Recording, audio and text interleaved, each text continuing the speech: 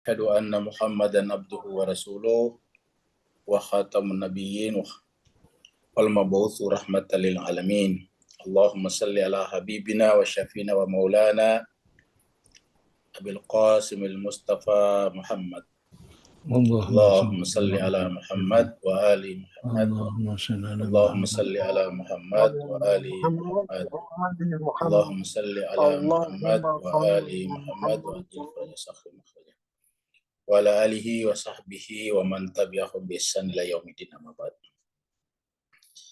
Bapak Ibu yang sangat berbahagia, kita bersyukur bersua kembali dalam keadaan sehat walafiat ketika kita pada malam hari ini meneruskan pembahasan irfan kita setelah kita absen atau tidak masuk selama 2 pekan, yaitu 2 hari Sabtu. Jemaah sekalian, pembahasan kita kali ini kita mundur sedikit lagi biar bersambung, yaitu tentang hijab-hijab kembali. Mari kita masuk ke screen.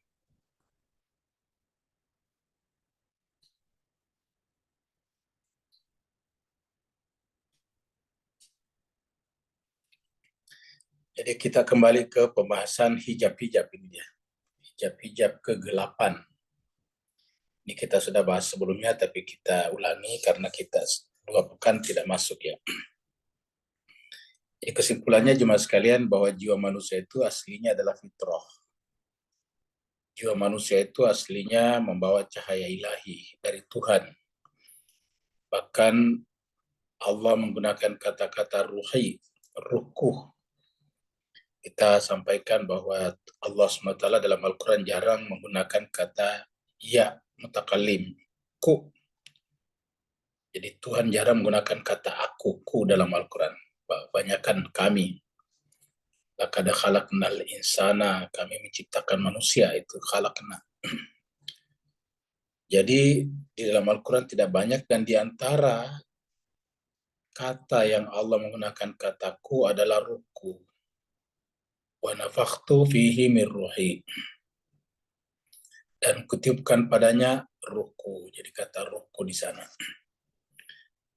Dan karena ruh Allah yang masuk pada diri kita, otomatis kita punya hubungan yang sangat dekat dengan Tuhan. Kita sebut itu sebagai hubungan original, hubungan keaslian, hubungan fitrah. Aslinya kita dari Tuhan, min ruhi kata Tuhan, dari ruku. Lalu kemudian kenapa dalam perjalanan kita manusia ini banyak sekali yang lupa kepada Tuhan. Banyak sekali yang hanya perhatikan kepada dirinya sendiri saja. Jarang yang perhatikan kepada Tuhannya. Nah, jawabannya adalah karena kita telah terhijab. Jadi hijab inilah yang telanjur muncul, lalu kemudian Allah mengutus Nabi, Rasul, untuk datang kepada kita, mengajari kita mengangkat hijab-hijab itu. Kenapa para Nabi dan Rasul yang diutus? Karena para Nabi dan Rasul adalah orang-orang tertentu, orang-orang spesial yang berhasil mempertahankan jiwanya sehingga tidak pernah terhijab. Namanya manusia suci. Sedangkan kita ini terhijab. Penyebab hijab yang paling utama adalah hawa nafsu kita. Maka hawa nafsu lah nanti yang membawa berbagai macam tirai-tirai hijab-hijab yang berlapis-lapis menutupi jiwa kita masing-masing. Nah, maka kita bicara tentang hijab, nomor 1 adalah hijab kegelapan. Kita sudah bahas sebelumnya bahwa ini adalah kata hadis Nabi, ada 70.000 hijab-hijab. Ya, bahkan ada yang menyebutnya lebih dari itu. Ya. Nah, jemaah sekalian, kita akan membahas hijab-hijab tersebut karena kita sudah bahas, kita hanya mengambil saja intisarinya. Kita lihat sini ada namanya hijab-hijab zulmani. Tidak lain adalah dosa-dosa dan kesalahan-kesalahan yang menciptakan jurang pemisah, menciptakan gap antara manusia dan Allah Subhanahu wa taala. Jadi hijab-hijab zulman inilah, menzalimi diri kita inilah yang menyebabkan munculnya tirai, tembok pemisah, jurang pemisah antara kita manusia dan Allah Subhanahu wa taala. Dan sekaligus mengotori jiwa kita dan menghilangkan kesucian kita. Sebetulnya di sini kata-kata menghilangkan kesucian fitrah kurang tepat ya. Karena fitrah tidak pernah tidak suci, jadi tidak mungkin bisa menghilangkan kesucian fitrah. Yang ada adalah menutupi fitrah sehingga kesucian fitrah itu tidak memancar keluar. Kesucian fitrah itu kan adalah cahaya yang harusnya memancar keluar. Nah, untuk menghilangkan hijab-hijab inilah setiap orang terlebih dahulu perlu mengetahui esensi dan bentuk-bentuknya. Bentuk apa hijab? Jadi setiap kita harus tahu dulu hijab-hijab itu. Nah, inilah yang dibahas di sini. Pertama, A, yaitu hijab keterikatan. Jadi kita ini memiliki keterikatan dengan sesuatu. Keterikatan ini kalau bukan kepada Dia yang Maha Tinggi, yang Maha Tunggal, yang Esa, yang yaitu kita sebut dengan Allah, ya maka kemudian itu menjadi salah. Dan menariknya kata-kata ini adalah keterikatan karena mengikat kita secara emosional. Contohnya misalnya mobil kan bukan kita, tapi kalau mobil kita misalnya ditabrak orang pasti kita marah emosional. Nah, pertanyaan kenapa? Kan itu bukan kita, cuma mobil saja. Nah, karena tadi ada hubungan emosional antara kita dengan mobil. Sehingga ketika mobil atau kereta kita ditabrak atau dicoret orang, ya kita kemudian marah. Dari mana marah itu muncul? Dari keterikatan itu. Seperti itu. Nah, inilah juga yang melahirkan berbagai macam hal. Sehingga melahirkan misalnya penyekutuan kepada Tuhan. Jadi penyekutuan kepada Tuhan terjadi ketika orang itu telah terikat hatinya dengan sesuatu itu sampai pada tingkat rela meninggalkan kewajiban ketuhanannya, kewajiban ilahiyahnya demi yang dengannya dia terikat, hijab keterikatan. Jadi kita baca. Segala sesuatu yang membuat manusia terhalang dari Tuhan karena keterikatan padanya, maka itu merupakan misdak.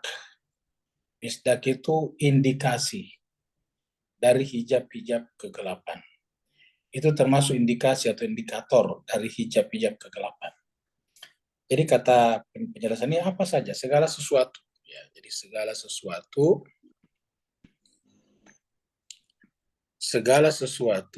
yang membuat manusia terhalang dari Tuhan karena keterikatan padanya, maka itu merupakan indikasi misdak dari hijab-hijab kegelapan.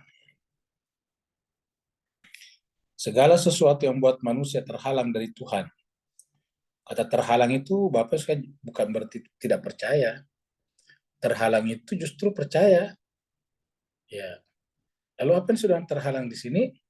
Yang menyebabkan kita itu lalai dari Tuhan karena fokus kita kepada selain Tuhan, fokus kepada benda-benda, fokus kepada tumbuh-tumbuhan, hewan-hewan, keindahan kupu-kupu, keindahan gunung-gunung, keindahan lukisan-lukisan manusia, keindahan kota-kota dan sebagainya. Lalu kemudian kita lupa bahwa yang di atas segala-galanya itu adalah Allah. Nah, kalau itu terjadi, maka itu menunjukkan kita telah terhalang. Ya. Jadi segala sesuatu yang membuat manusia terhalang dari Tuhan karena keterikatan padanya, maka itu merupakan misdak dari hijab-hijab kegelapan. Jadi keterikatan kepadanya. Ya, makanya kalau kita lihat dalam Al-Quran itu ada kata-kata bahwa jangan sampai karena istri dan anak-anakmu, anak-anak dan harta bendamu, kamu terhalang dari Allah. Kita lihat di di surat 63 ya. Surat 63 ini pernah kita bahas dulu lumayan panjang di 63 di waktu kita tadabbur. Ya. Nah, kita lihat di sini. Ya ayyuhalladzina amanu, wahai orang beriman, la tulhikum, jangan kalian dilalaikan ini. Oleh apa? Amwal, harta benda kalian. Wala aulad, dan juga oleh auladukum, anak-anak kalian. Jadi mengurusi harta benda, mengurusi anak-anak keluarga, bisa menyebabkan orang terhalang. Ya, terhalang tadi lalai. Antikrilah dari mayat Allah. Ya, jadi tiba-tiba hati kita lalai, tidak ingat kepada Allah SWT karena urusan harta benda dan anak-anak itu. Nah, makanya tuh mengatakan jangan sampai. Ini bukan larangan punya harta benda, bukan larangan punya anak. Punya anak wajib, harus. Punya harta benda juga harus, wajib. Karena kalau kita tidak punya harta benda, kita tidak bisa menutup aurat kita. Aurat kan wajib ditutup. Menutup aurat itu kewajiban agama, syariat. Aurat pertama adalah dengan aurat tubuh kita, dengan menggunakan baju. Penutup aurat pertama adalah baju. Penutup aurat kedua apa? Yaitu rumah tempat kita tinggal. Jadi rumah kita tempat tinggal itu penutup aurat juga. Karena kan tidak mungkin kita berbaju rapi terus setiap hari. Ibu-ibu tidak mungkin pakai jilbab terus setiap hari 24 jam. Ya, kita butuh istirahat, kita butuh aktivitas-aktivitas di mana tubuh kita tidak bisa tertutup secara keseluruhan. Oleh sebab itulah rumah itu juga adalah penutup aurat. Ya, jadi kita butuh rumah. Bahkan kita butuh anak-anak, karena anak-anaklah yang akan meneruskan agama ini, iman ini, Islam ini. Kita butuh. Jadi ini adalah harus kita miliki. Bahkan dengan harta benda lah kita bisa gunakan untuk bayar zakat, berinfak, pergi berhaji, dan sebagainya. Tidak mungkin tidak punya harta benda. Di dalam pandangan Islam kita wajib punya harta benda. Kita harus punya harta benda, terutama kalau kita masih muda, masih sehat, masih kuat, kita harus mencari harta benda. Yang dikecam dalam ayat ini bukan harta bendanya, bukan anak-anaknya, tetapi lalainya di sini nih, lalainya. Kalau tidak lalai ya nggak apa-apa. Jadi latul hikum, jangan dilalaikan. Ya. Karena kalau lalai kan berarti namanya terhijab. Ya, makanya ketika berbicara tentang manusia suci, itu berbicara tentang tidak terhijab. Ya, coba kita lihat di dalam surat An-Nur ini. Surat 24. Surat 24.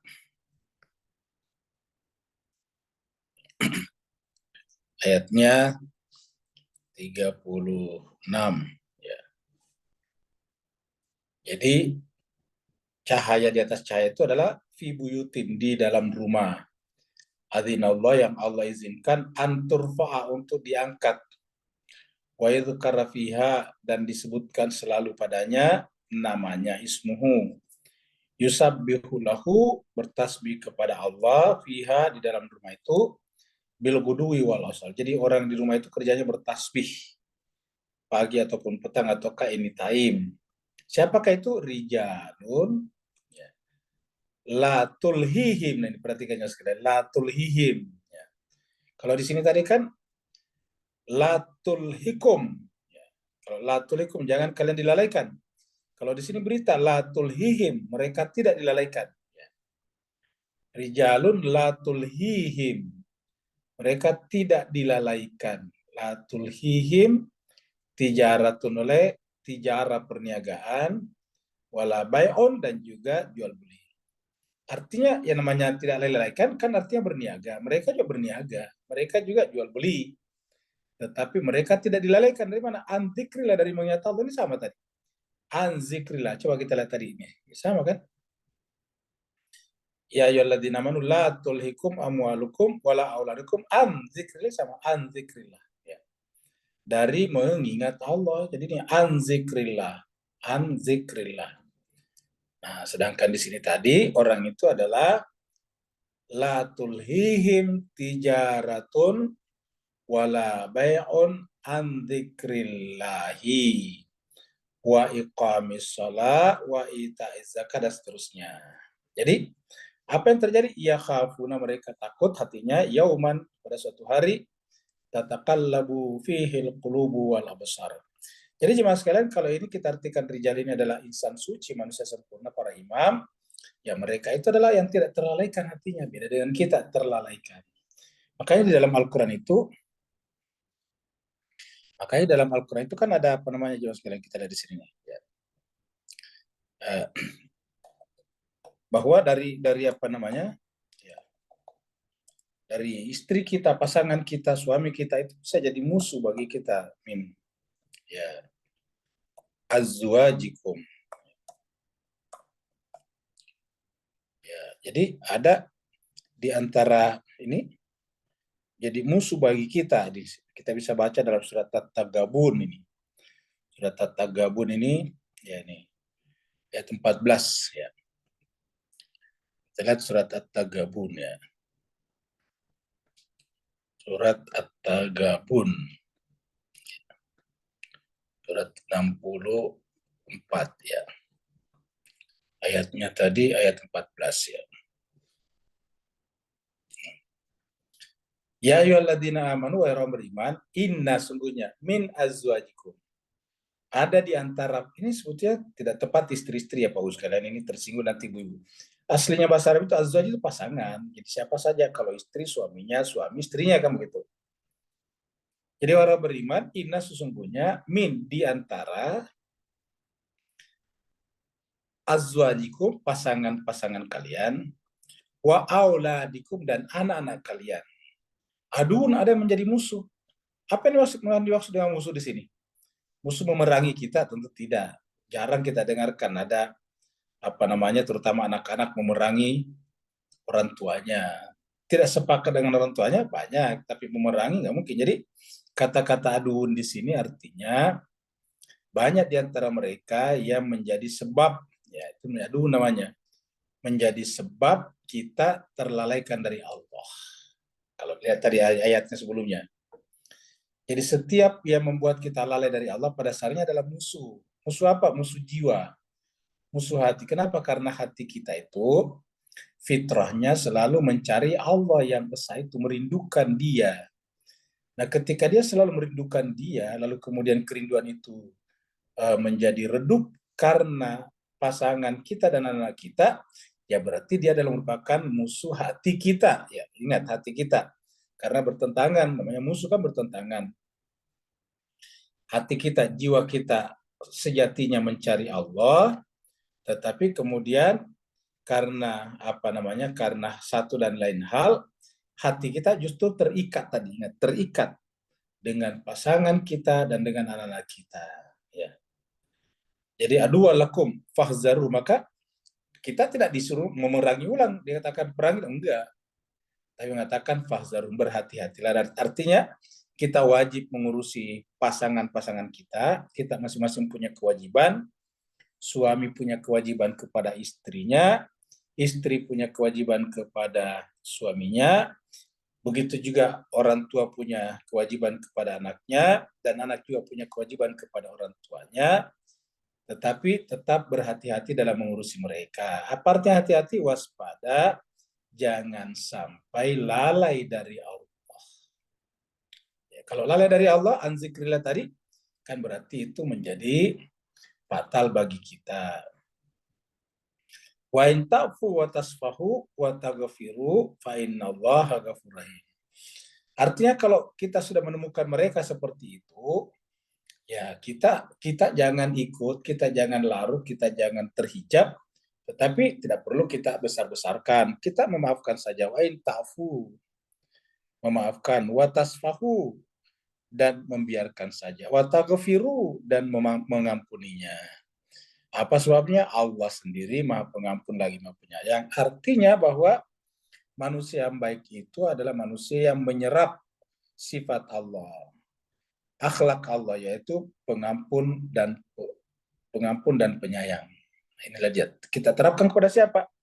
Kepada azwajikum wa auladikum, seperti Nabi Yakub contohnya. Nabi Yakub itu sejatinya kan harusnya marah kepada anaknya karena anak-anaknya membuang adiknya. Tetapi Nabi Yakub sabar dengan sabar yang jamil, kata dalam Al-Quran itu. Seperti itu. Nabi Nuh kepada istrinya.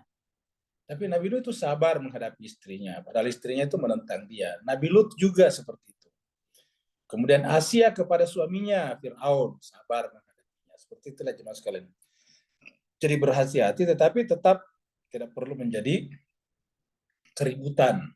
Wa in ta'fu wa tasfahu wa taghfiru. Jadi kita memaafkan, kita membiarkan dalam pengertian tidak perlu dibesar-besarkan, bahwa dia salah itu adalah tanggung jawab dia kepada Allah. Yang penting jangan mempengaruhi kita, jangan sampai kita ikut-ikutan terhijab karena keterikatan kita kepadanya. Itu intinya.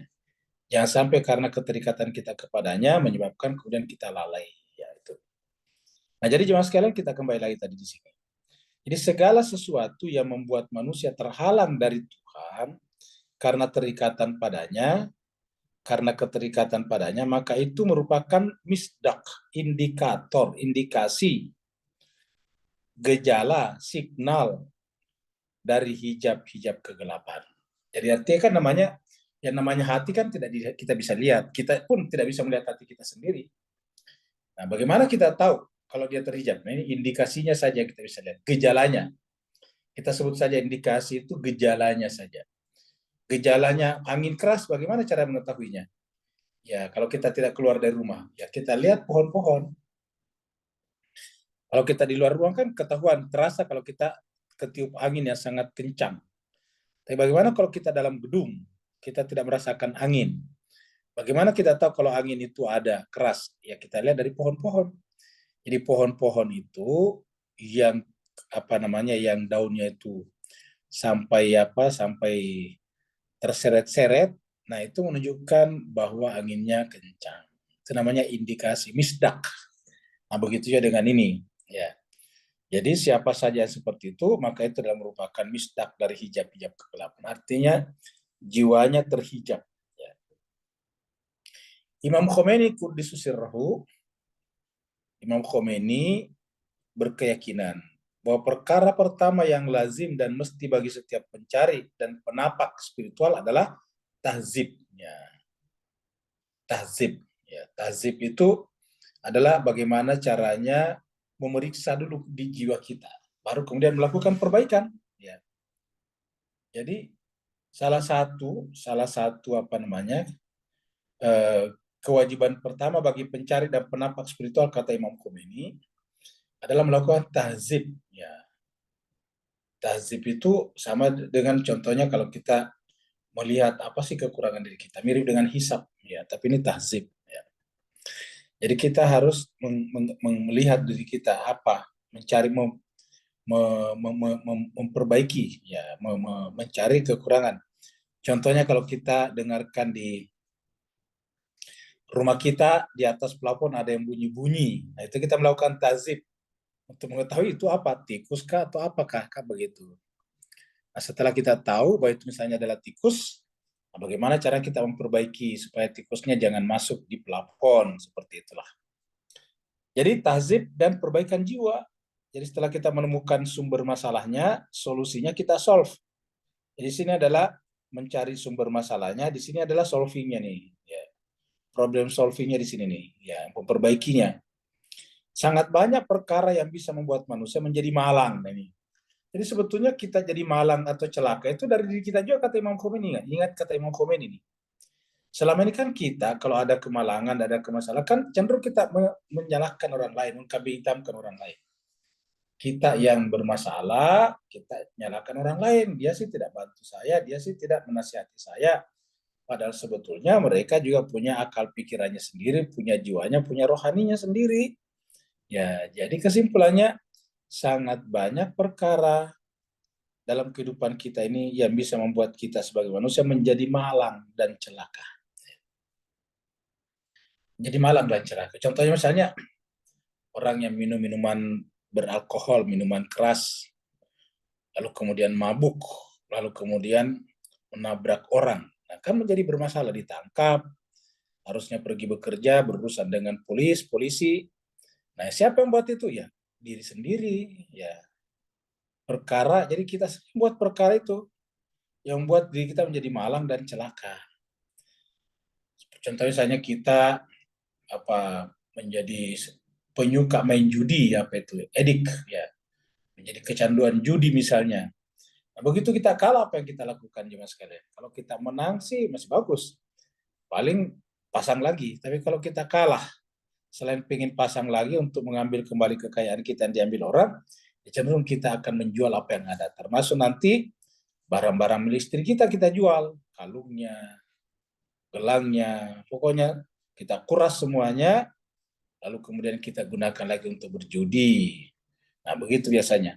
Kalau dia tidak mau, nah disitulah terjadi biasanya kekerasan dalam rumah tangga. Jadi jemaah sekalian, oleh sebab itulah kemalangan dan kecelakaan dari diri kita, kata Imam Ghazali. Jadi sangat banyak perkara yang bisa membuat manusia menjadi malang dan celaka dan atau serta menghalanginya dalam melakukan tahzib dan tahsil, ya, penyucian dan pencarian ilmu. Jadi tahzib dan tahsil, ya. Tahzib tadi adalah kita mencari masalah di tubuh kita, baru kita memperbaikinya, tahzib namanya. Tahsil dari kata husul, husuli, ilmu husuli. Ya, ya sehingga menghalangi kita untuk melakukan evaluasi, mencari masalah-masalah dalam tubuh kita, diri kita, jiwa kita, lalu kemudian kita mencari ilmu. Jadi Imam Khomeini menekankan salah satu tanda orang itu terhijab ketika dia malas mencari ilmu. Perhatikan mas kalian ini. Jadi salah satu tanda kita terhijab dan hijabnya adalah keterikatan karena tandanya adalah malas mencari ilmu. Karena bagi Imam Khomeini, ya sangat banyak perkara yang membuat manusia menjadi malang dan celaka serta menghalanginya. Jadi menghalangi dari apa? Dari penyucian dan pencarian ilmu. Penyucian ini dari tahzib, pencarian ilmu, tahsil, ingat kata ilmu husuli, tahsil, mencari ilmu. Jadi salah satu tanda kita tidak terhijab itu adalah rajin mencari. Makanya kita katakan dalam pertemuan kita tadi bahwa malas itu termasuk bagian daripada hijab yang ada dalam jiwa kita sebetulnya. Jadi malas. Ya. Malas itu kan artinya apa? Membuang-buang waktu. Ingat, malas itu membuang waktu, harusnya bekerja, harusnya mencari ilmu, tidak mencari ilmu. Dan jemaah sekalian berbahagia, pekerjaan yang paling gampang sekarang, yang paling mudah sekarang kita lakukan adalah mencari ilmu. Kenapa? Seperti sekarang kita bisa berguru sama-sama. Padahal kan tempat kita berbeda-beda. Ada di Singapura, ada di Malaysia, ada di Papua sana. Walaupun Papua sama-sama Indonesia, tapi lebih jauh daripada Malaysia dan Singapura, Pak Ustaz. Kalau kita ke Singapura, Kuala Lumpur cuma 2 jam naik pesawat. Kalau ke Singapura cuma 1 jam lebih. Kalau ke Papua 5 jam perjalanan. Begitu. Jadi kalau orang dari Jakarta ke Papua itu naik pesawatnya 5 jam. Kalau non-stop, kalau tidak ada transitnya, itu 5 jam terus naik pesawat. Karena selisih waktunya 2 jam, ya dihitung jadi 7 jam jadinya. Dengan selisih waktu misalnya. Nah jadi kesimpulan kenapa kita bisa berkumpul seperti ini? Ya karena ada orang mencari ilmu. Makanya penting sekali penyucian dan pencarian ilmu, kata Imam Khomeini. Ya. Jadi ingat mas sekalian berbahagia, mayoritas kita ini mengenal Nabi dan keluarganya itu melalui Imam Khomeini setelah terjadi revolusi Islam Iran. Jadi kalau ada orang yang mencoba mengenal Syiah tapi tidak sejalan dengan Imam Khomeini, berarti sebetulnya di luar konteks alur yang diperkenalkan oleh Imam Khomeini. Terus terang yang menyampaikan yang menjadi perintis Ahlul Bait ini menyeluruh ke seluruh dunia adalah perjuangan Imam Khomeini bersama dengan murid-muridnya. Dan murid-muridnya semuanya adalah pencari ilmu yang luar biasa. Kita tahu semuanya namanya Murtada Mutahari, Ayatullah, itulah Murtada Mutahari. Mengarang berpuluh-puluh buku, membahas mulai daripada masalah fikih sampai kepada masalah-masalah hukum dan masalah filsafat, logika luar biasa. Ya, itu adalah Murtada Mutahari. Begitu juga misalnya muridnya lagi seperti misalnya Mu'taqi Misbah Yazdi, semua kita kenal sekarang. Ya. Begitu juga misalnya yang seumuran dengan Imam Khomeini pada saat itu sama-sama menjadi perintis Revolusi Islam Iran adalah Tabatabai. Seperti itulah. Ya, jadi jemaah sekalian berbahagia, semuanya ada apa? Semuanya adalah pencari ilmu seperti di sini katakan. Boleh jadi janggut dan imamah besarnya telah menjadi hijab. Nah, perhatikannya sekalian. Jadi ada orang yang secara keagamaan, ingat Bapak sekalian, kalau di Ahlul Bait itu yang berjanggut itu ulamanya. Tidak semua berjanggut tuh. Kalau di Ahlul Bait ya, di masyarakat Imamiyah, komunitas Imamiyah, itu yang namanya murid tidak boleh lebih panjang jenggotnya daripada gurunya gitu. Beda kan kalau di teman-teman kita di Salafi Wahabi semua berjenggot, jenggotnya panjang walaupun tidak punya ilmu. Nah, kalau di Ahlul Bait itu yang paling panjang jenggotnya itu adalah yang ulamanya. Makanya kalau Ayatullah di sana lihat aja, pasti panjang-panjang jenggotnya. Tapi kalau yang biasa-biasa saja ya pendek, ya kayak gitu. Karena itu menjadi termasuk adab namanya. Ya, adabnya ya namanya murid, apa namanya, tidak boleh lebih panjang jenggotnya daripada gurunya. Karena jenggot itu kan dianggap sebagai pembawa karisma, kan gitu. Nah, jadi dikatakan di sini boleh jadi jenggot dan imamahnya besar. Imamah itu serban, surban.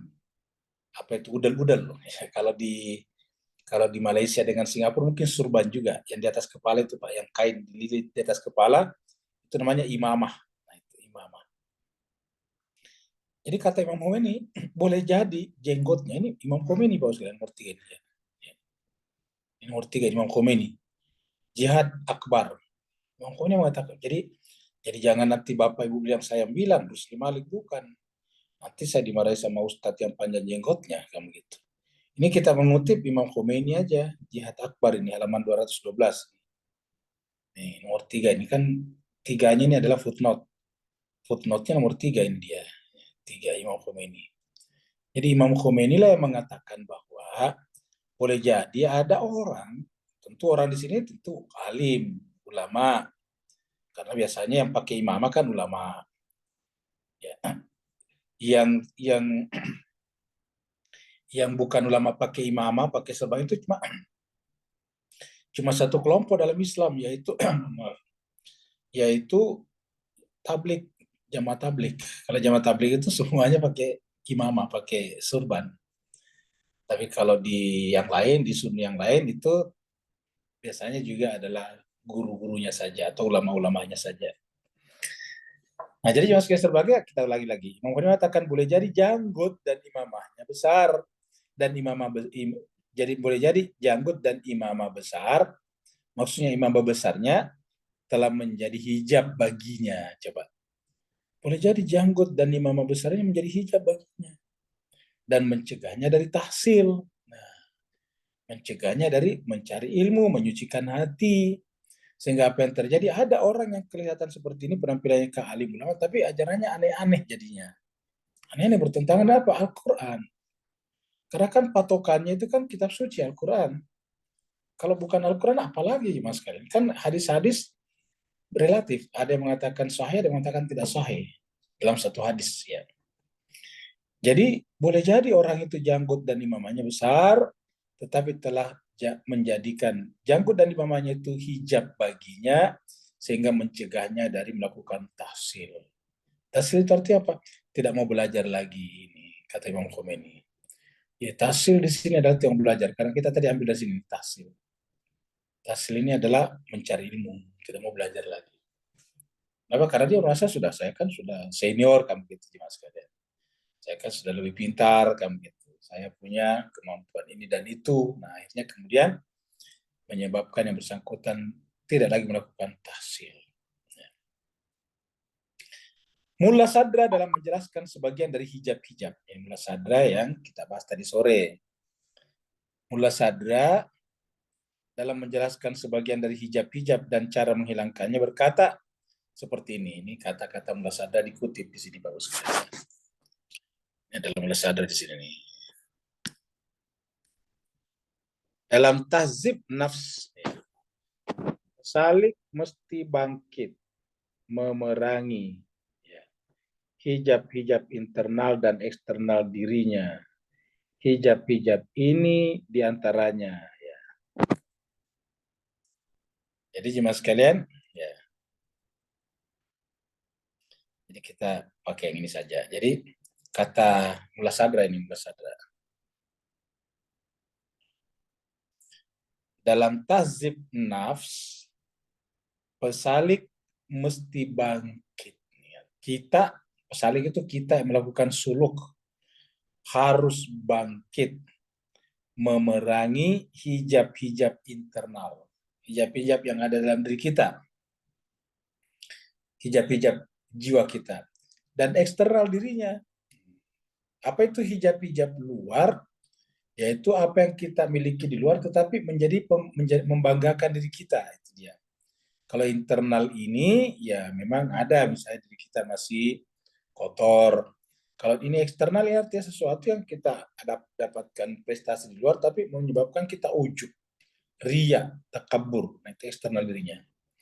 Hijab-hijab ini diantaranya. Kita lihat di sini ada 4 poin. Nah, kita kasih nomor-nomor di 1, ini 2, 3, 4. Jadi 4 poin ya. 1, hijab harta dan kekayaan. Ini kata siapa? Mullah Sadra. Hijab harta dan kekayaan.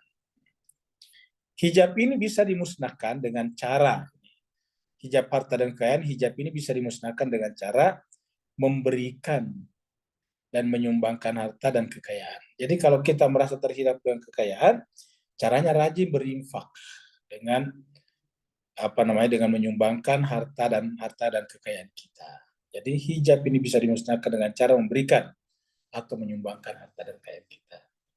Kenapa? Karena ini ada keterikatan. Ini kan tadi keterikatan, Bapak sekalian ini. Kita bicarakan ini hijab keterikatan. Keterikatan di sini dalam pengertian harta. Hijab keterikatan dengan harta dan kekayaan. Ya caranya ini adalah dengan membiasakan untuk memberi, berbagi. Hijab harta dan kekayaan. Yang kedua adalah hijab kedudukan. Yang kedua, hijab kedudukan. Kedudukan itu kayak pangkat, jabatan, kedudukan. Kedudukan bisa juga status sosial. Saya di masyarakat kita dipandang sebagai tokoh, walaupun bukan pejabat negara, pejabat pemerintah atau kerajaan, tapi kita bisa dipandang sebagai tokoh di masyarakat kita. Itu kedudukan juga. Atau mungkin kita keturunan ningrat, keturunan raja-raja misalnya.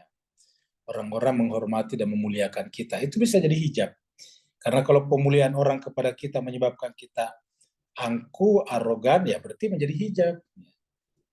Salahkah orang memuliakan kita karena kita keturunannya baik? Tentu tidak salah. Karena memang mereka tahu bahwa kita keturunan orang baik-baik. Tetapi yang salah kalau kita yang dipuji itu justru menjadi ujub, riya, takabur. Nah, itu dia. Jadi hijab kedudukan.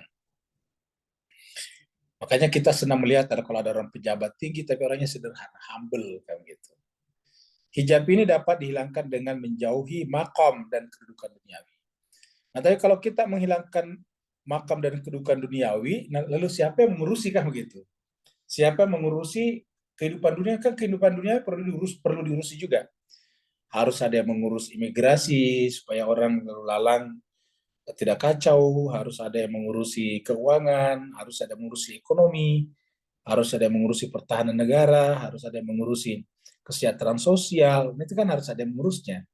Kalau semua orang baik tidak mengurusinya dengan alasan takut seperti ini, nah ini berbahaya. Jadi artinya bahwa hijab ini dapat dihilangkan dengan menjauh makam dan kedudukan dunia. Kalau menurut saya, bukan tidak menjadi pejabat. Artinya kita tidak perlu mendekat. Dalam pengertian tidak perlu merasa bangga kalau kita ada teman kita menjadi pejabat, ada teman kita. Kan sering kita tuh, Pak sekalian, ada teman kita jadi pejabat tinggi atau apalah gitu. Nah, begitu kita tahu kita berfoto bersamanya baru selfie baru di share seakan-akan ini nih saya berfoto dengan Pak Ketua ini, Pak Presiden ini, Pak Menteri ini, kan begitu. Nah itu sebetulnya juga kayak sebagai hijab, namanya hijab kedudukan, kan begitu. Kita belum jadi pejabat saja sudah seperti itu. Bagaimana kalau kita sudah jadi pejabat? Coba kita baru ketemu pejabat sudah luar biasa ya, narsisnya. Bagaimana kalau sudah jadi pejabat? Nah, cuma sekalian. Baru ketemu pejabat saja sudah narsis, apalagi kalau sudah jadi pejabat. Nah, itu maksudnya di sini menjauhi. Jadi menurut saya kita jangan ada dalam diri kita merasa bangga kalau kita berjumpa dengan pejabat ini, pejabat itu, presiden ini, prime minister ini, minister ini, dan sebagainya. Ya kenapa? Ya biasa-biasa saja. Ya kita semuanya sama, yang membedakan kita pekerjaan kita. Kebetulan mereka punya keterampilan untuk mengurusi ekonomi, diangkat jadi menteri ekonomi. Mereka punya keterampilan mengurusi teknologi, dia diangkat sebagai menteri riset dan teknologi dan seperti itulah. Jadi hijab kedudukan ini dapat dihilangkan dengan menjauhi makam dan kedudukan duniawi. Jadi kita artikan menjauhi di sini artinya jangan hati kita jangan merasa apa gitu, ya jangan merasa terlalu overconfidence apabila kita berjumpa dengan pejabat-pejabat tertentu. Kenapa? Karena ini menunjukkan jiwa kita itu terikat sebetulnya dengan jabatan seperti itu. Walaupun kita bukan pejabat. Di samping itu tawadu dan menjauhi di samping itu tawadu dan menjauhi mencari kemasyhuran juga dapat membantu menghancurkan hijab ini. Jadi kalau menurut saya nih adalah tawadu. Jadi kita ini bisa jadi pejabat karena kalau tidak ada pejabat tadi siapa yang mengurusi negara, tetapi tetap kita tawadu. Jadi kita mengurusi negara tapi tawadu ya. Dan menjauhi kemasyhuran, mencari kemasyhuran. Jadi kalau ada orang berbuat apa-apa dan mencari kemasyhuran itu membahayakan jiwanya. Jadi sedapat mungkin kita berbuat bukan untuk mencari kemasyhuran. Untuk apa kita berbuat? Ya kita berbuat dalam rangka qurbatan ilallah, karena dalam pandangan seorang mukmin seluruh kehidupannya adalah ibadah. Tinggal ibadah ini nanti dibagi dua. Ada ibadah yang sifatnya mahda, ada yang gairu mahda. Ya, tidak bisa dipisahkan. Gairu mahda itu adalah fungsinya apa? Mendukung, menopang ibadah mahda. Ya, jadi gimana sekalian kalau kita gambarkan di sini, mana nih? Ya di sini. Kita ibaratkan begini nih. Ya. Kalau di atas ini adalah ibadah mahda kamu itu. Ibadah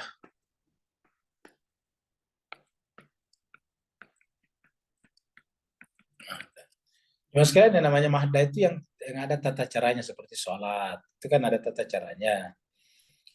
Berwudu, menghadap ke kiblat, menutup aurat, takbiratul ihram, baca Fatihah, baca surat, ruku dan seterusnya. Itu ada tata caranya dan tidak boleh dibolak-balik.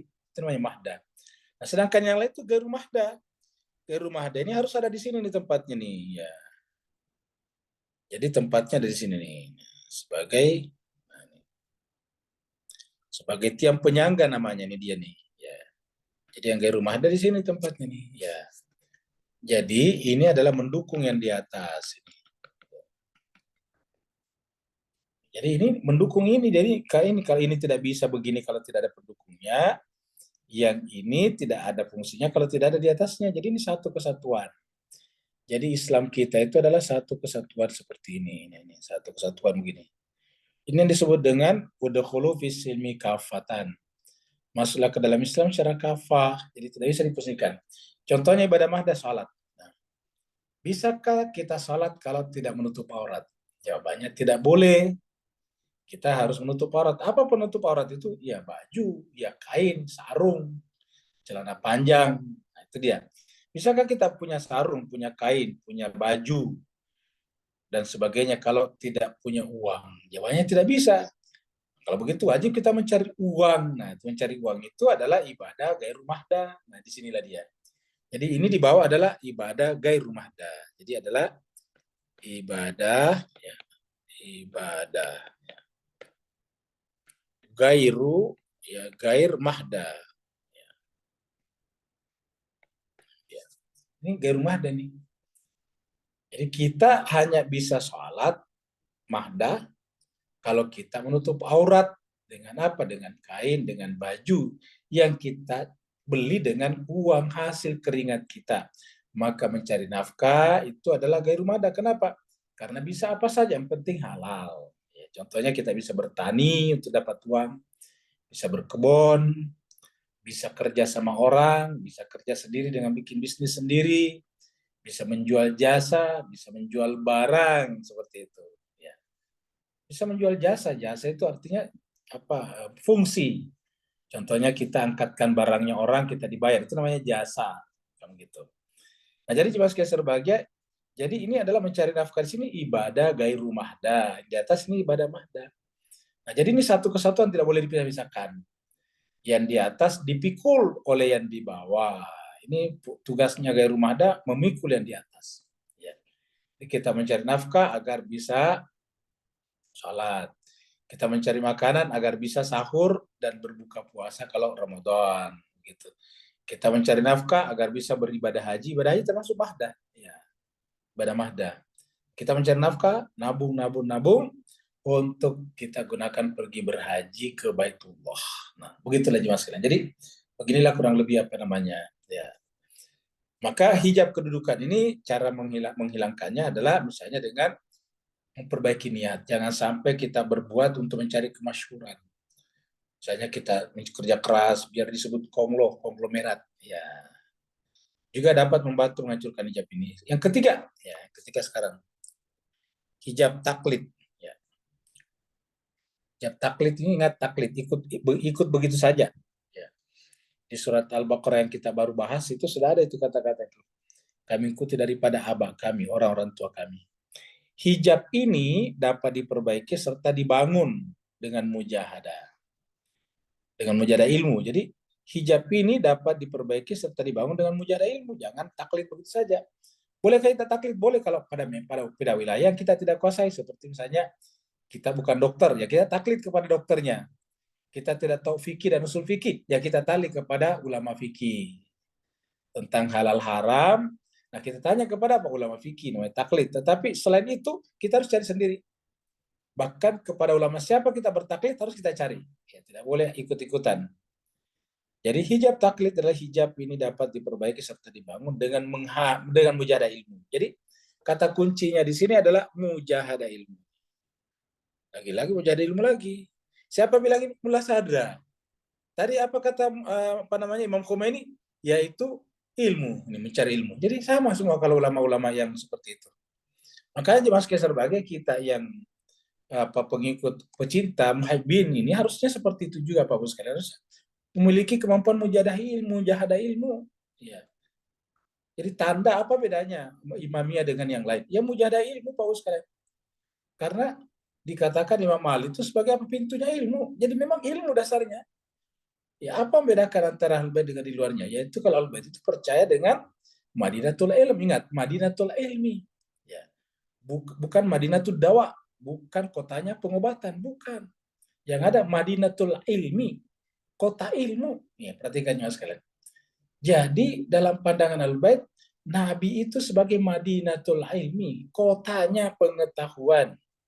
Dan untuk masuk ke sana harus melalui pintunya. Wa ana Madinatul Ilm. Kata Imam Ali. Atau karena Nabi mengatakan wa aliyun babuha. Ali adalah pintunya, aliyun babuha. Man aradal ilm, siapa yang menginginkan ilmu itu, faliyati mim babiha. Jadi ingat jemaah sekalian, ilmu. Jadi kalau kemudian kita berjumpa dengan orang yang mengaku pecinta muhibbin al-bait baru kemudian malas belajar, ini tidak bisa kita akui, tidak bisa kita buktikan bahwa kalau dia muhibbin. Ya. Kenapa? Karena ya ingat Madinatul Ilm. Makanya ini kata Mullah Sadra, ingat, lagi-lagi bukan saya Pak Buyan. Mullah Sadra ini kita kutip, Mullah Sadra mengatakan bahwa hijab taklid, hijab ini dapat diperbaiki serta dibangun dengan mujahadah ilmu yang benar dan menjauhi mujadalah. Ya. Apa itu mujadalah? Bertengkar, memperpanjang perdebatan. Nggak perlu perdebatan. Cukup kalau kita ditanya, apa tata cara sholatmu? Saya ikut sama Ja'fari gitu. Kenapa begini itu kan sesat? Nah, tidak perlu kita perpanjang. Kalau kamu setuju silakan, kalau enggak apa-apa juga kira-kira gitulah. Inilah inilah apa cara beribadah saya dan saya menghormati cara beribadah kalian. Tidak perlu kita ribut. Nah, itu namanya tidak itu namanya menjauhi mujadalah. Yang keempat, ya. Yang keempat adalah hijab maksiat. Perbuatan maksiat, ya, main judi, apalagi minuman keras, itu namanya hijab maksiat. Perbuatan-perbuatan yang mengandung dosa di dalamnya. Jadi itu maksiat. Bahkan kalau para ulama yang sudah lebih senior, lebih tinggi, yang namanya maksiat tidak selamanya kelihatannya seperti berjudi, tapi menyia-nyiakan waktu dan berleha-leha tanpa alasan, itu pun juga adalah maksiat sebetulnya. Karena maksiat itu sebetulnya dari bahasa Arab, ma'asi. Itu artinya apa? Durhaka kepada Allah. Itu maksiat dari bahasa Arab. Ya. Min jami'il ma'asi wa dzunub. Kan gitu. Astagfirullahalazim alladzi la ilaha illa huwal hayyul qayyum wa atubu ilaihi min jami'il ma'asi. Nah, itu maksiat. min jami'il ma'asi wa dzunub, dan dosa-dosa. Jadi maksiat. Hijab ini dapat diobati dengan menjauhi maksiat. Jadi dengan menjauhi maksiat serta dosa dan bertaubat. Jadi kita harus menjauhinya dengan menjauhi maksiat serta dosa, ya, lalu kemudian bertaubat. Nah, jadi Bapak Ibu jemaat sekalian berbahagia, inilah 4 hijab kalau versi Mulla Sadra. Begitu jemaat sekalian. Maka marilah kita sebagai muhibbin, para pecinta keluarga Nabi, marilah kita mengamalkan ini, terutama jemaat sekalian berbahagia nomor 3 ini, taklid. Kata taklid di sini pada wilayah yang tidak boleh bertaklid. Ya. Adakah wilayah yang tidak boleh bertaklid? Ada. Wilayah iman itu tidak boleh bertaklid. Taklid itu pada wilayah fikih. Ya. Kalau wilayah iman, yang pertama iman kepada Allah, ilahiyah. Yang kedua adalah keadilan Tuhan, adalah, itu tidak boleh bertaklid. Yang ketiga kenabian, nubuah, tidak boleh bertaklid. Yang keempat imamah, tidak boleh bertaklid. Yang keempat adalah al-ma'ad, ya, hari akhirat, itu tidak boleh bertaklid.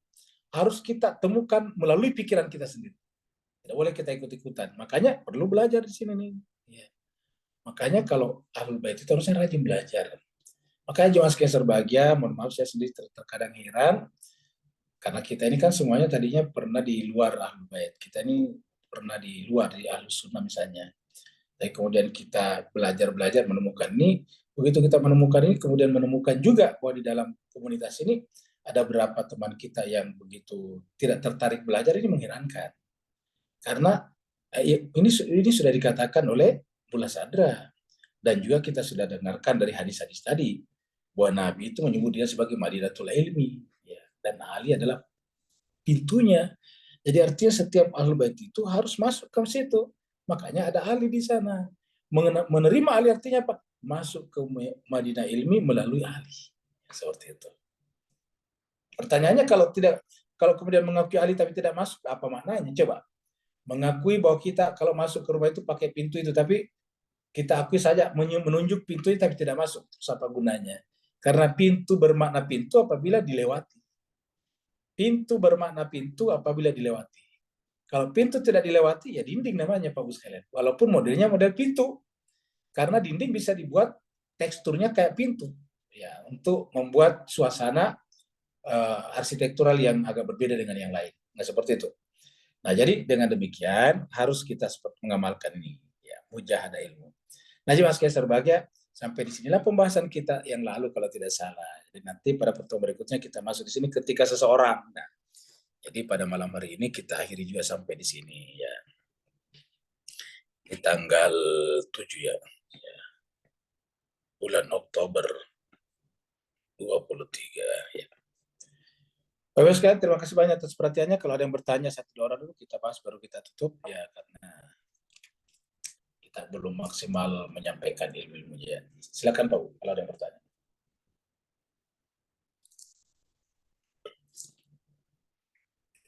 Kalau tidak ada Pak sekalian, berarti kita akhiri sampai di sini. Terima kasih banyak atas perhatiannya. Saya Al-Fakir ini mendoakan kepada Ada Ustaz? Ada, silakan. Di chat room. Oh, ada di chat room-nya. Ini dari Pak Burhan. Jika saya ukurkan nilai ataupun isi pelajaran malam ini, saya ini hampir terlalu banyak hijab-hijabnya. Bukan hanya Pak Burhan, kita semua, termasuk saya juga Al-Fakir ini, banyak sekali hijab-hijabnya. Karena kita banyak hijab, maka kita belajar. Jadi ingat Mas Ferry, walaupun kelihatannya saya di sini mengajar, tapi saya juga belajar.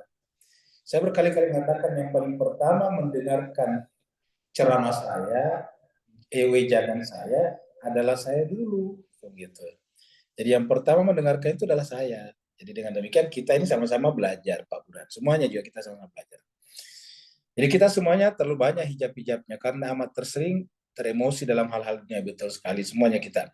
Dan juga ukhrawi, sering terkecoh dalam hal-hal yang kecil. Sering mempertikaikan hal-hal tertentu padahal diam itu adalah betul sekali. Diam itu paling baik sebetulnya. Karena Nabi mengatakan, kalau kita ini sebagai orang beriman, hendaknya berkata-kata yang baik-baik saja. Kalau tidak bisa, lebih baik diam. Bunyi hadisnya, mangkana yu'min billahi wal yaumil akhir, Faliyaqul khairan aw liyasmut. Siapa yang beriman kepada Allah dan hari akhirat, maka hendaknya dia berkata baik-baik saja, atau kalau enggak ya diam. Nah itu dia, diam. Mempraktekkan diam ini yang berat. Ya. Padahal diam itu adalah pendekatan dan penyelesaian yang terbaik dalam berhadapan dengan hal yang betul sekali. Seperti kita contohkan misalnya Nabi Yakub. Adakah peristiwa yang paling emosional ketimbang apa yang dihadapi Nabi Yakub? Bayangkan anaknya oleh kakak-kakaknya dibiarkan, kata mereka dimakan oleh serigala, luar biasa. Padahal hakikatnya dibuang ke dalam sumur. Ya, dapat kita bayangkan kakak-kakaknya ini udah gede-gede, udah besar-besar. Nabi Yusuf masih kecil. 10 orang, masa 10 orang bisa membiarkan adiknya begitu saja? Pasti ada yang tidak. Dan Nabi Yakub pasti tahu sebagai nabi. Cuma terus mau apa lagi, seperti itu jemaah sekalian. Satu-satunya jalan, kata Nabi Yakub, saya sabar dengan sabar yang indah. Nah, seperti inilah jemaah sekalian. Ya.